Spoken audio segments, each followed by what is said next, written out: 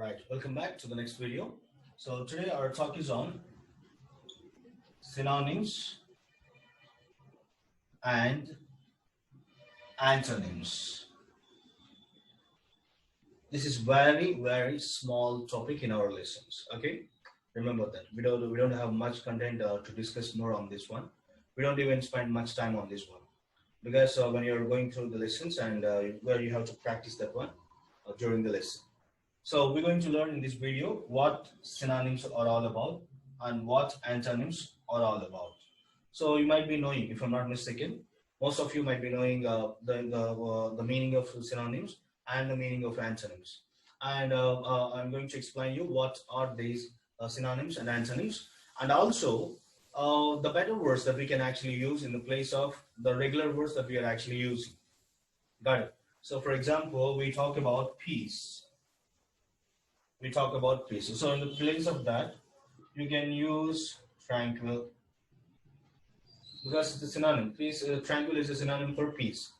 So these type of words can be actually used, can be actually taken into account according to the context. So likewise, I'm going to explain you. So what kind of better words that we can use when it comes to this topic. So especially in synonyms and antonyms, I'm going to tell you how are we going to use these antonyms, and the topic there it actually ends with. Thank you.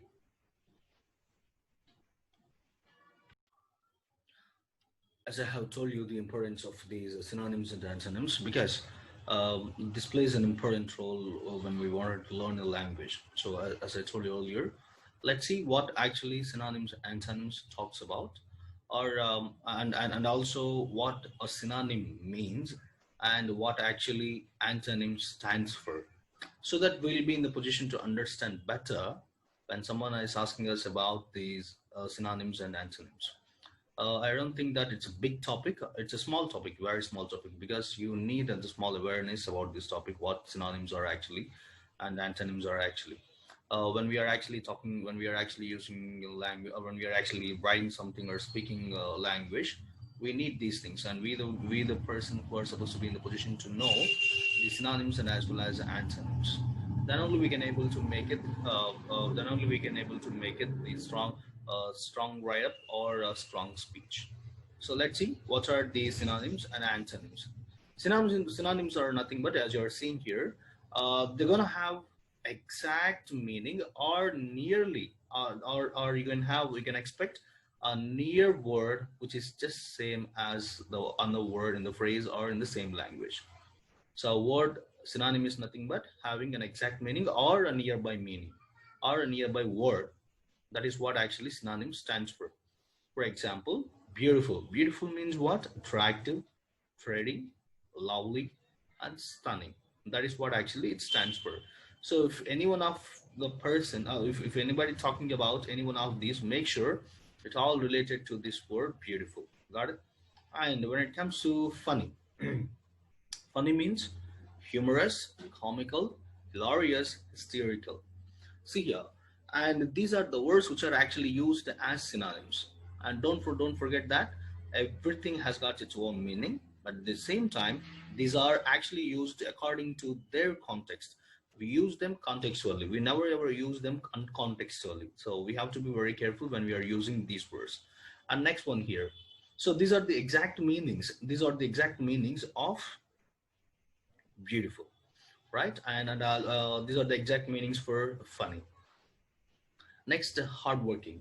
Hardworking is nothing but diligent, determined, industrious, and as well as enterprising. So these are the nearby words. Some are nearby words and some are actually giving the exact meaning what actually hardworking stands for, right?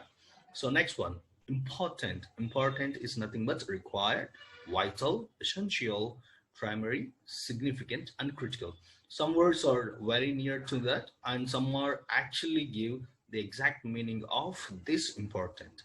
Next, old means antiquated, ancient, obsolete, and extinct. So these are the words, these are the synonyms which actually goes with old. And next, weak.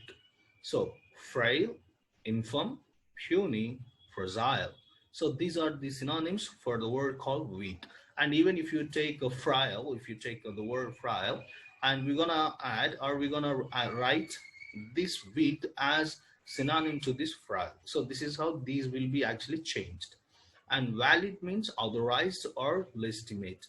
So we use them according to the context. And intelligent means smart, bright, brilliant, and as well as sharp.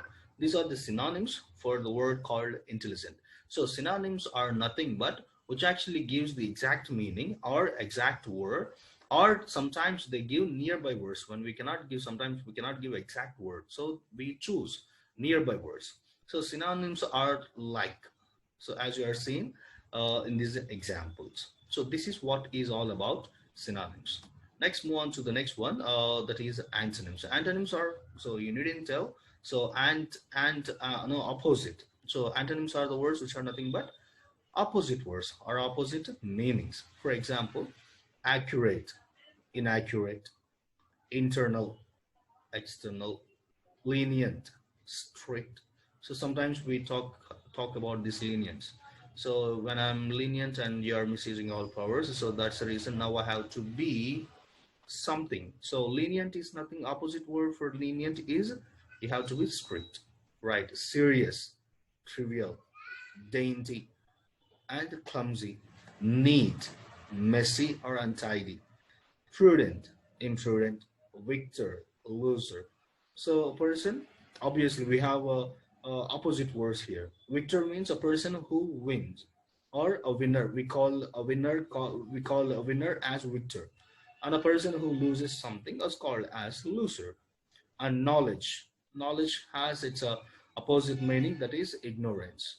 And we have landlord. The opposite word is here tenant. And next, melt, freeze, blunt, sharp, fable, sturdy, strong, powerful. And these are the antonyms for that. Okay, occasionally, frequently, sink, float, wisdom, folly, or stupidity. So all these are called as opposite words to these words. So antonyms are the words which actually gives the opposite meanings or opposite words of that given word. So this is what is actually all about synonyms and antonyms. Thank you. So in the examination, they'll give you a word. They'll give you a word and asking you to write, or they may ask you to write synonyms or antonyms. At least two or three antonyms are supposed to be written, or at least two synonyms are supposed to be given, for which you have to practice vocabulary a lot, because we are not exactly sure which one they're going to ask us. So we are not exactly sure which word they're going to ask. Is that from textbook or it is from a spoken language? So for which, whatever it may be, we the one who's supposed to be in the position to get ready. We the one in the position to we the one in the position to update our vocabulary. So that's the reason we the one, in order to make your language more effective, it is better always get connected and try to learn the synonyms, antonyms as a part of learning English language. Thank you. So when it comes to these no synonyms, we the one who's supposed to update our language. So because until and unless we come to know about the meanings of it, we cannot actually make it no right way. We cannot actually use the exact synonym for them. For example, I have chosen some important words which we actually use them in our regular life.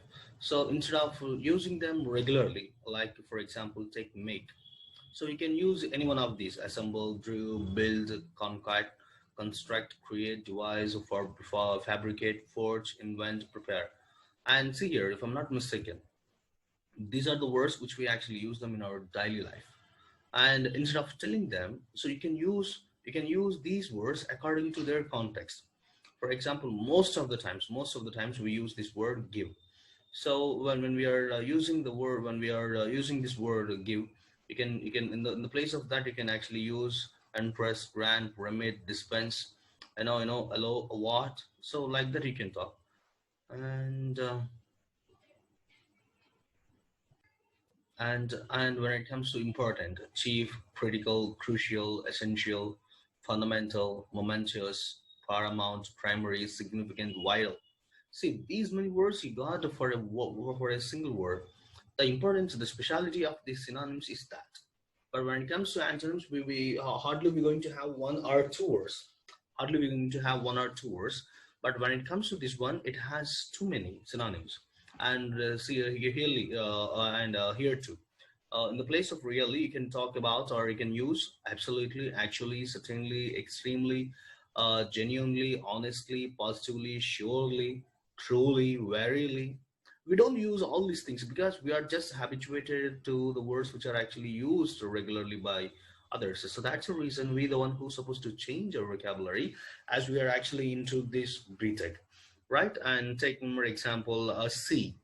This is also one of the most commonly used words in our daily life. See, in the place of that see, we can say behold, detect, examine, grape, gape, glimpse, note, observe, recognize, spot, review, witness. These are the words can be used for the word called see.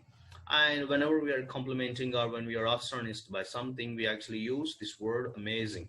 So in the place of saying, keep on saying the regular word called amazing, you better say it astonishing, astounding, bewildering, breathtaking, dazzling, eye-opening, jolting, shocking, startling, stunning, surprising. See how beautiful these words are. And even people get impressed when we actually use these type of synonyms in your writings as well as when you speak. And also and take one more example, ask is also the one word which actually we use in our daily life. See here, and in the place of ask you can also go for beseech, implore, inquire, petition, propose, query, question, request, solicit, summon, urge. See, these many words we got, and we the one who are not going to use them. But I'm encouraging you after listening to this synonyms antonyms talk, you're the one who has to practice it and use them accordingly. Okay, and take examples for bring, bear, carry, deliver, fetch, gather, haul, lug, move, tote, transport, share. See here, we the people should be in the position to know English language well. And even when it comes to very is the one which we use like anything. See here, absolutely, decidedly, extremely, exceedingly, genuinely, highly, particularly, tremendously, truly, uncommonly, vertably. I'm telling you one thing. If you can learn more than 1,000 words, you can be a good speaker of English. If anybody comes and asks you what is the word count that you are actually in English language, you should be in the position to tell at least 1,000 words. If you knew 1,000 words, you can be a great speaker. You can be a great speaker in English language. And let's see, even if you go for the word called kind, see affectionate, amiable, amicable, cordial, friendly, gracious, human and loving, mild, soft-hearted, thoughtful. See here, how beautiful these words. But we are sticking to these words only. But I'm requesting you to practice them. Next, even other words. So you can say tired. We use happy. We say sacred. We say sad, angry, bored, distressful, and helpful, rude. These are the words that we actually use every time. Instead of in the place of telling them, I am tired, I'm exhausted, weary, spent, drained, no fatigued, sleepy, beat, and drowsy. See how beautiful these words are. So in the place of a tire, you can use any one of these. Yeah. So in the place of that, what do you call that? Sad. So we keep on telling that some, or when we look at someone, when we feel that somebody is sad, instead of using this word called sad, you better say unhappy, sorrowful, depressed, melancholy, dismal, and down, pensive, and dejected. See how the words are actually going after. See how the words are actually going. And we the one who's supposed to know the importance of synonyms mainly and use them accordingly. And angry. So in the place of every time he angry with me and all, you better say mad, annoyed, bitter, furious, irate, and outraged and displeased and enraged. These are the words that you can use in the place of angry. And when it comes to this word called bored, so we use, if I'm not mistaken, most of you in this lockdown period, you might be bored a lot. So in the place of bored, I'm bored. You can say apathetic and blaze, spiritless, turned off, inattentive, disengaged, and distracted, detached. See here, too many synonyms are there, which we can actually use in our daily life. And even so, well, when it comes to noisy, we can also talk about loud, boisterous, no, clamorous, blaring, riotous, rowdy, piercing, jarring. See how many, too many words are there, which we can actually use them in our daily life. And next, when it comes to messy, cluttered, dirty, unkempt, untidy, sloppy, disordered, no, slovenly, and grimy.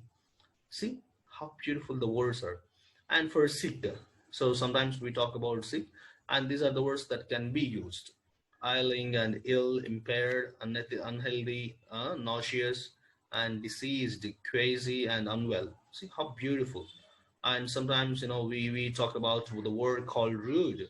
So vulgar, impolite, intrusive, and coarse, boorish, uncivil, cheeky, blunt, above.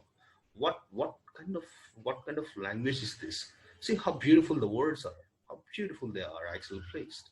And I'm requesting you all to look after some better words. I'm requesting you to look after some better words.